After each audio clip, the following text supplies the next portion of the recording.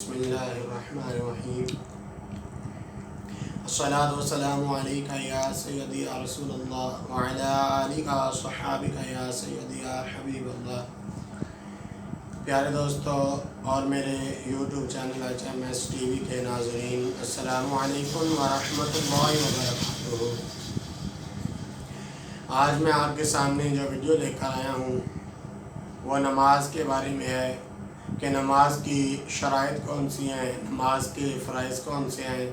फ़राइज़ वो होते हैं जिनके बगैर नमाज नहीं होती। नमाज से पहले शराइत होती हैं जिनमें से कोई भी कमी हो तो नमाज नहीं होती, और नमाज के अंदर फ़राइज़ होते हैं जिनमें से एक भी कम रह जाए या छूट जाए या कोई कमी पेशी हो जाए तो नमाज नहीं होती।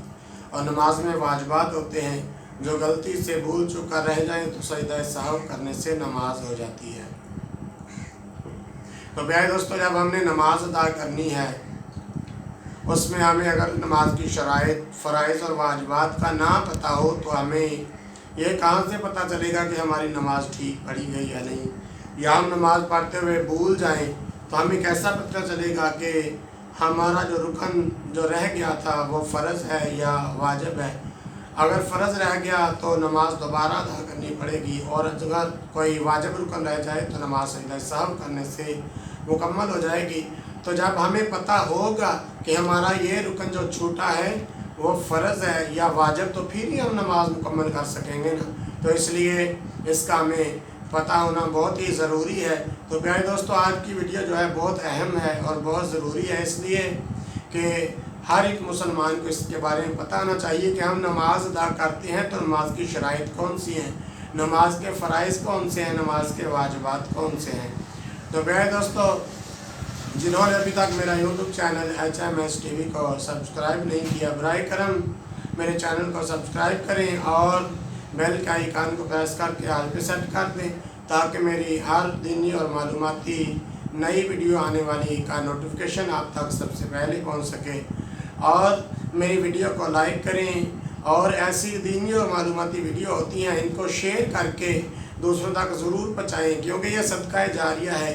जितने लोग भी देखेंगे उनको पता चलेगा कि नमाज कैसे अदा करनी है, नमाज के फ़राइज़ क्या हैं, वाजिबात क्या हैं, नमाज की शराइत कौन सी है। अगर इसके बारे में पता चलेगा तो फिर हम सही मानों में नमाज जो है अदा कर सकेंगे। तो प्यारे दोस्तों, इसलिए मैंने इस वीडियो को जो है बहुत बनाना ज़रूरी समझा है। तो बराए करम इस वीडियो को स्किप ना करें, पूरा देखें ताकि आपको पता चल जाए कि नमाज हमने अदा कैसे करनी है। तो प्यारे दोस्तों, नमाज से पहले 6 शराइत हैं। पहली तहारत, और दूसरी सतर औरत, तीसरी इस्तक़बाल क़िबला, और चौथी वक्त नमाज, पाँचवीं नमाज की नियत करना, और छठी तकबीर तहरीमा। तो प्यारे दोस्तों, पहली नमाज की शर्त है तहारत। तहारत में 3 चीज़ें आती हैं। एक, जिस्म का पाक होना, दूसरा कपड़ों का पाक होना, और तीसरा जगह का पाक होना। यानी कि हम नमाज अदा कर रहे हैं तो पहला तहारत का हिस्सा है कि जिस्म का पाक होना, यानी कि हमारा गुस्ल हो या वज़ू हो, क्योंकि अगर गुस्ल फ़र्ज़ हो या वाजिब हो तो गुस्ल करना हम पे लाजमी हो जाता है। तो लिहाजा गुस्ल करें। और गुस्ल के जो फ़र्ज़ हैं वो 3 फ़र्ज़ हैं। पहला फ़र्ज़ कुल्ली करना, और दूसरा फ़र्ज़ जो है वो नाक में पानी डालना और इतना ऊपर चढ़ाना कि नाक की नरम हड्डी तक पहुँच जाए, और तीसरा इसका फ़र्ज़ है कि सारे जिस्म पर पानी बहाना, कोई भी जिस्म का हिस्सा जो है खुश्क ना रह जाए, सारा जिस्म तर हो जाए। इस तरह गुस्ल के 3 फ़र्ज़ मुकम्मल हो जाते हैं। और इसका सही तरीका क्या है जो सुन्नत के साथ है, सबसे पहले हम अपने जिस्म का वो हिस्सा अच्छी तरह से धो लें, तहारत कर लें जिस पे अगर कोई गलाजुत वगैरह लगी, तो उसके बाद हम मुकम्मल वज़ू कर लें। याद रखें कि नहाते वक्त किसी किस्म का कुछ कलमा नहीं पढ़ना, कोई चीज़ नहीं पढ़नी, क्योंकि कुछ ऐसे लोग हैं जो कहते हैं जी कलमा पढ़ते हैं फिर जिस्म पाक होता नहीं। हमें गुस्ल करते वक्त जब कपड़ों से बाहर हो किसी किस्म का किसी से कलाम नहीं करना, ना कोई चीज़ पढ़नी है।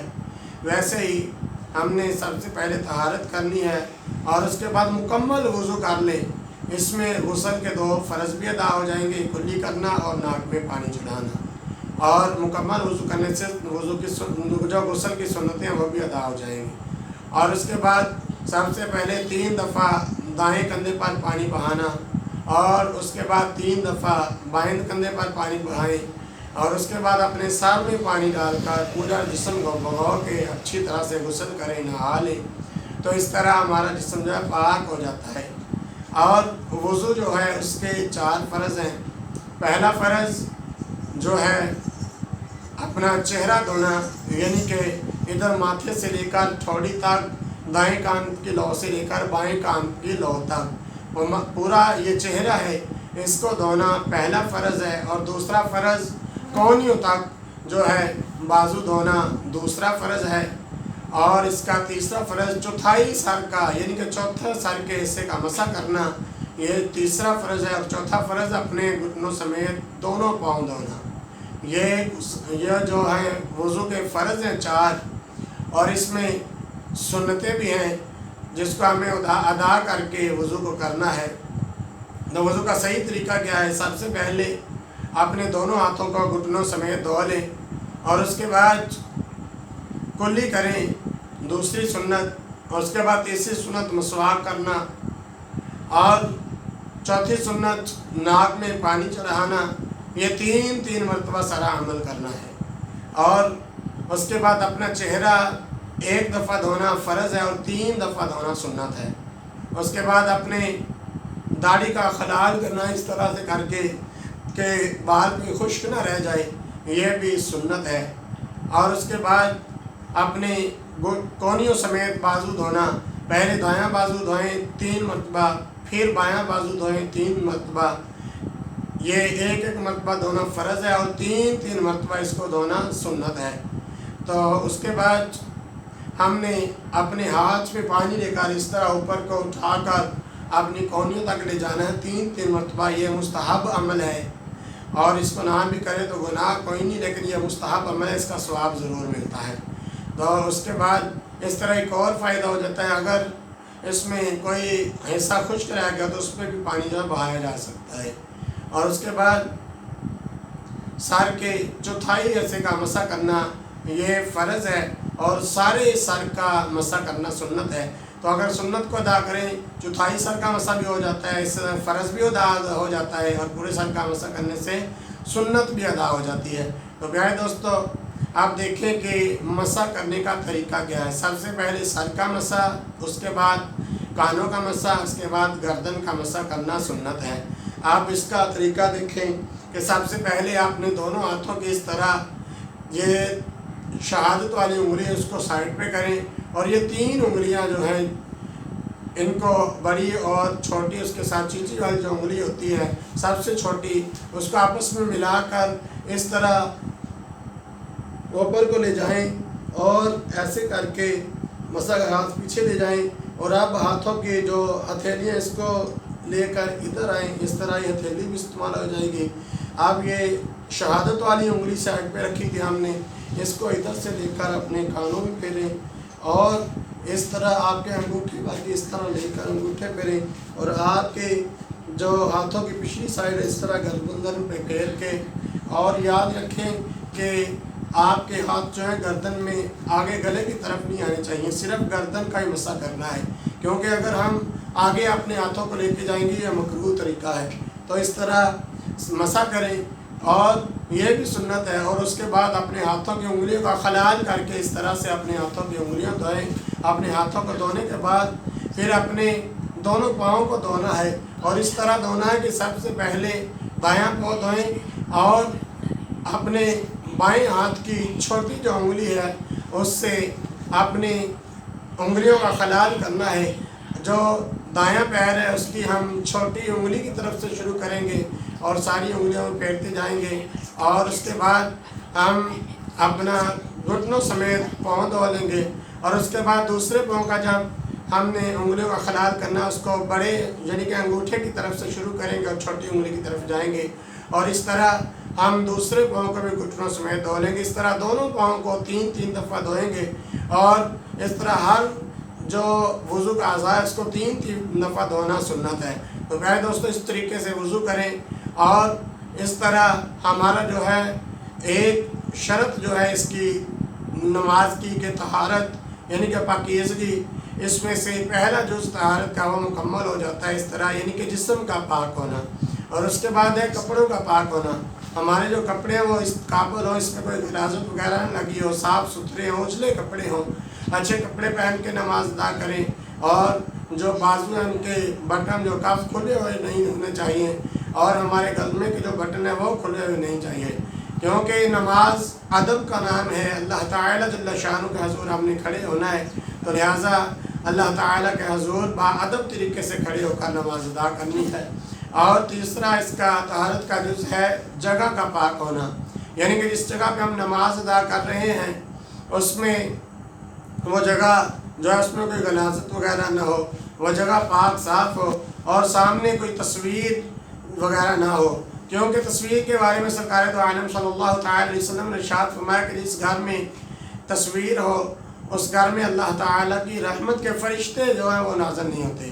तो मेरे दोस्तों जिस जहाँ सामने तस्वीर हो फिर भी नमाज नहीं होती, या सामने जानदार कोई जानवर हो फिर भी नमाज नहीं होती। लिहाजा हर चीज़ से पाक जो जगह उस जगह पे हमने नमाज अदा करनी है। ये तो पहली शर्त होगी तहारत, और उसके बाद दूसरी शर्त है इसकी सित्रे औरत, यानी कि मर्द का सित्रे औरत जो होता है वो अपने घुटनों से लेकर ऊपर नाफ तक, और औरत का जो सित्रे औरत है, औरत का मानी ही पर्दा होता है, तो लिहाजा पाँव से लेकर सर के बालों तक औरत का पर्दा होना जो है लाजमी है। औरत के जिस्म का सिर्फ मुंह की जो टिक्की है वो नज़र आनी चाहिए, हाथों की हथेलियाँ और पाँव की हथेलियाँ, और इसके अलावा औरत का सारा जिस्म ढांपा होना जो है फ़र्ज़ है, और मर्द का जिस्म जो फ़र्ज़ हिस्सा है वह घुटनों से लेकर नाफ तक का हिस्सा जो है फ़र्ज़ है, और बकिया जिस्म को ढांपना सुन्नत है। तो मेरे दोस्तों इस तरह दूसरी शर्त भी मुकम्मल हो गई, और तीसरी जो शर्त है इस्तक़बाल क़िबला, यानी कि क़िबला रुख हो के हमने नमाज अदा करनी है। अगर किसी और तरफ को मुँह करके नमाज अदा करेंगे इस तरह हमारी नमाज जो नहीं होगी, क्योंकि सजदा सिर्फ अल्लाह ताला की ज़ात को किया जाता है, और काबे की तरफ को हम मुँह करके नमाज अदा करते हैं, तो लिहाजा इसी तरफ को मुँह करके नमाज अदा करनी है। इससे हट के किसी और तरफ को जानबूझ के मुँह करके नमाज अदा करेंगे तो नमाज नहीं होगी। और हाँ, अगर कोई किसी ऐसे इलाके में है, जंगल में है, जिस जगह पे नया गया और उसे पता नहीं कि क़िबला किस तरफ है, उस वक्त तक उस जगह पढ़ सकता है जब तक उसको पता नहीं। मगर ये तो अब काम ही ख़त्म हो गया, क्योंकि आपके पास मोबाइल है, उसमें क़िबला कंपास मौजूद होता है, उसमें हम देख सकते हैं कि क़िबले की डायरेक्शन क्या है, क़िबला किस तरफ है, हम उसको देखें और उस तरफ ही नमाज अदा करें, क्योंकि क़िबले रुख नमाज अदा करना ये नमाज की तीसरी शर्त है। अगर क़िबला रुख नमाज ना अदा करेंगे इस तरह हमारी नमाज जो वो नहीं होगी। और नमाज की जो चौथी शर्त है वह वक्त नमाज। अल्लाह ताला जल्ल शानु ने इरशाद फरमाया इन्ना सलाता कानत अलल मुमिनीना किताबन मौक़ूता, कि बेशक हमने मोमिनों पर नमाज जो है मुकर्ररा वक़्त पर ही फ़र्ज़ फरमाई है। तो भाई दोस्तों नमाज जो है फ़जर का वक़्त है, हम फ़जर ही अदा करेंगे, ज़ोहर का वक़्त है ज़ोहर ही पढ़ सकते हैं, असर के वक़्त असर, मगरब के वक़्त मगरब, और इशा के वक़्त इशा।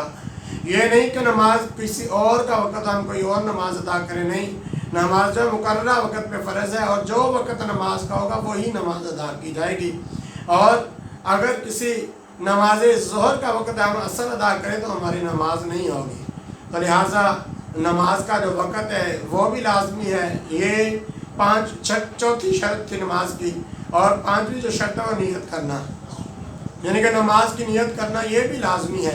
अगर हम नमाज की नियत नहीं करेंगे, वैसे ही अल्लाह अकबर कह के हाथ बांध लेंगे, इस तरह भी नमाज नहीं होगी। और उसके बाद नमाज की छठी और आखिरी शर्त है तकबीर तहरीमा, यानी कि हम जब हाथों को उठाकर अल्लाह अकबर कह के अपने हाथों को कानों की लौ तक ले जाते हैं, ये नमाज की छठी और आखिरी शर्त है, और नमाज के फ़राइज़ में भी ये शामिल है।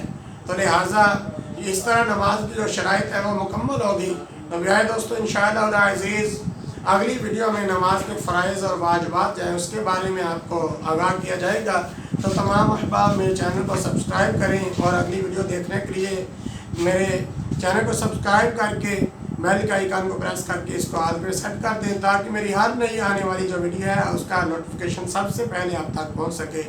دعا ہے کہ اللہ تعالیٰ جل شانہ ہم سب کو دین کو سیکھنے کی اور اس پر عمل کرنے کی توفیق عطا فرمائے۔